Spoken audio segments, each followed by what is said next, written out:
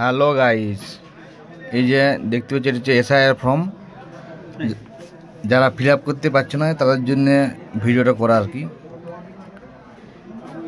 এখানে ধরুন এই যে প্রথম লাইন, যেটা এখানে নিজের ডেট অফ বার্থ লিখতে হবে, তারপরে আধার নাম্বার যা আছে আধার নাম্বার লিখতে হবে, মোবাইল নাম্বার দিতে হবে, এই পাশে লিখতে হবে পাশে।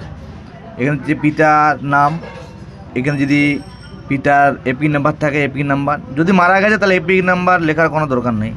এখানে মায়ের নাম, যদি মা মারা গেছে তাহলে এপি নাম্বার লেখার এই জায়গাটায় আছে, এখানে লেখার কোনো দরকার নেই। আর যদি বিয়ে হয়ে থাকে তাহলে যদি এই ফিল আপটা হয় স্বামী বা স্বামীর, মানে তার স্ত্রীর নাম লিখবেন, আর যদি স্ত্রীর হয় তাহলে স্বামী, আর যদি না থাকে তাহলে তো লেখার দরকার নেই কিছু। আসল ব্যাপার হচ্ছে এই দুই জায়গায়।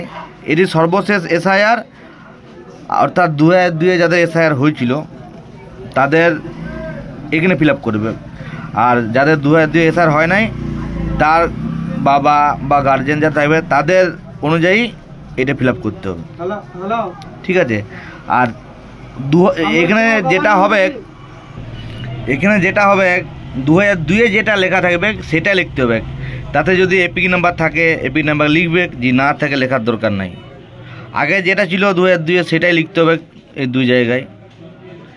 এখন আর এপিক নাম্বার কিন্তু এখানে লিখা চলবে না। এই যে আত্মীয়ের নাম মানে হচ্ছে তখন যদি তার গার্জেন বা আত্মীয় লেখা ছিল মা, তো মা হবে, বাবা থাকলে বাবা হবে, ঠিক আছে। এবার আসল এই তিনটে নাম্বার।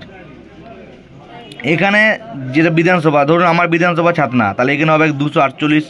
এবার অংশ নম্বর, ওখানে যে 2002 যে লিস্টটা সেটার উপরে ডান দিকে লেখা আছে অংশ নম্বর 32, 87, 85, যাই হোক যাদের যেটা হবে। আমরা ধরুন জলজিরার 83, তাহলে এখানে 83 গেলাম। এবারে ওইটা যেখানে নামটা আছে তার বাঁ দিকে দেবেন একটা ক্রমিক সংখ্যা সিরিয়াল নাম্বার আছে, সেখানে যেটা থাকবে এখানে সেটাই লিখতে হবে। এভাবে ফিল আপটা করবেন।